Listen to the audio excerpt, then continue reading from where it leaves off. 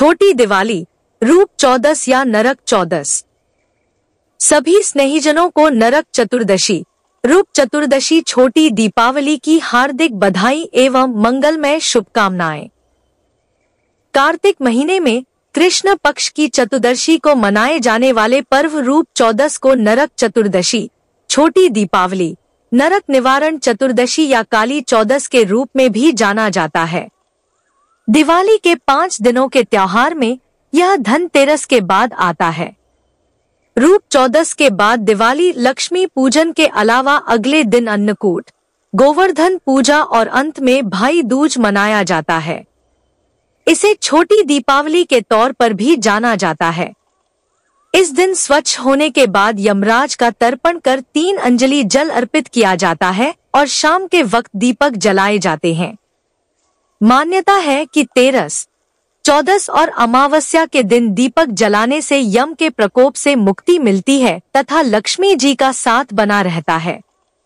इस दिन हनुमान जी की विशेष पूजा भी की जाती है। बचपन में हनुमान जी ने सूर्य को खाने की वस्तु समझकर अपने मुंह में ले लिया था, इस कारण चारों ओर अंधकार फैल गया। बाद में इंद्र देवता ने सूर्य को मुक्त करवाया था। रूप चौदस का महत्व। रूप चौदस सौंदर्य को निखारने का दिन है। भगवान की भक्ति व पूजा के साथ खुद के शरीर की देखभाल भी जरूरी होती है। ऐसे में रूप चौदस का यह दिन स्वास्थ्य के साथ सुंदरता और रूप की आवश्यकता का संदेश देता है। जिस प्रकार महिलाओं के लिए सुहाग पड़वा का स्नान माना जाता है, उसी प्रकार रूप चौदस पुरुषों के लिए शुद्धि स्नान माना गया है। वर्ष भर ज्ञात अज्ञात दोषों के निवारणार्थ इस दिन स्नान करने का शास्त्रों में काफी महत्व बताया गया है।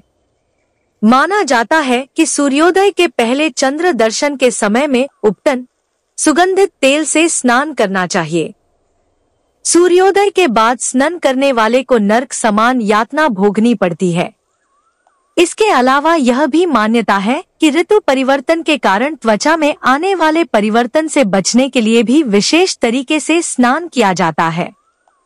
रूप चौदस पर विशेष उपटन के जरिए और गर्मी और वर्षा ऋतु के दौरान बनी परत को हटाने के लिए विशेष उपटन का स्नान करना चाहिए। अभ्यंग स्नान। नहाने के पानी में चिचड़ी, अपामार्ग के पत्ते डाले जाते हैं। इस स्नान को अभ्यंग स्नान कहते हैं। कहा जाता है कि भगवान श्री कृष्ण ने नरकासुर वध के बाद तेल से स्नान किया था और तब से यह प्रथा शुरू हुई। इस स्नान से नरक से मुक्ति मिलती है, इसलिए इसे नरक चतुर्दशी भी कहते हैं। दक्षिण भारत। दक्षिण भारत में इसे विशेष तरीके से मनाया जाता है। इस दिन लोग सूर्योदय से पहले उठकर तेल और कुमकुम को मिलाकर रक्त का रूप देते हैं। इसके बाद नरकासुर के सिर तोड़े जाने के प्रतीक के तौर पर एक कड़वा फल तोड़ते हैं। फल तोड़ने के बाद कुमकुम वाला तेल मस्तक पर लगाने के बाद तेल और चंदन पाउडर आदि मिलाकर इससे स्नान किया जाता है। बंगाल में मनाते हैं काली चौदस। बंगाल में इसे काली चौदस के नाम से महाकाली देवी शक्ति के जन्मदिन के रूप में मनाया जाता है। काली माँ की बड़ी बड़ी मूर्तियां बनाकर पूजा की जाती है। यह दिन आलस्य और अन्य बुराइयों को त्याग कर जीवन को रोशन करने वाला माना जाता है। रूप चौदस पुरातन कथा। भगवान के ध्यान में तल्लीन एक योगी ने समाधि लगाई, लेकिन कुछ ही समय बाद उसके शरीर और बालों में कीड़े पड़ गए। इससे परेशान योगी की समाधि टूट गई। अपने शरीर की दुर्दशा देख योगी काफी दुखी हुआ। इस दौरान नारद जी वहां से वीणा बजाते हुए गुजर रहे थे। योगी ने नारद जी को रोककर पूछा कि प्रभु चिंतन में लीन होने की चाह होने पर भी उसकी यह दुर्दशा क्यों हुई। इस पर नारद जी बोले कि आपने प्रभु चिंतन तो किया लेकिन देह आचार नहीं किया। समाधि में लीन होने से पहले देह आचार कर लेने से यह परेशानी नहीं होती। इस पर योगीराज ने परेशानी दूर करने के बारे में पूछा तो नारद जी ने कहा कि रूप चतुर्दशी के दिन सूर्योदय से पहले उठकर शरीर पर तेल की मालिश कर पानी में अपामार्ग, चिचड़ी का पौधा डालकर उससे स्नान करने के बाद व्रत रखते हुए विधि विधान से भगवान श्री कृष्ण का पूजन करने पर शरीर स्वस्थ और रूपवान हो जाएगा। नारद जी की बात को मान योगीराज ने वही सब किया जिससे वे स्वस्थ और रूपवान हो गए। माना जाता है कि उसी वक्त से रूप चौदस या नरक चतुर्दशी मनाने की परंपरा शुरू हुई। दैत्यराज बलि की कथा।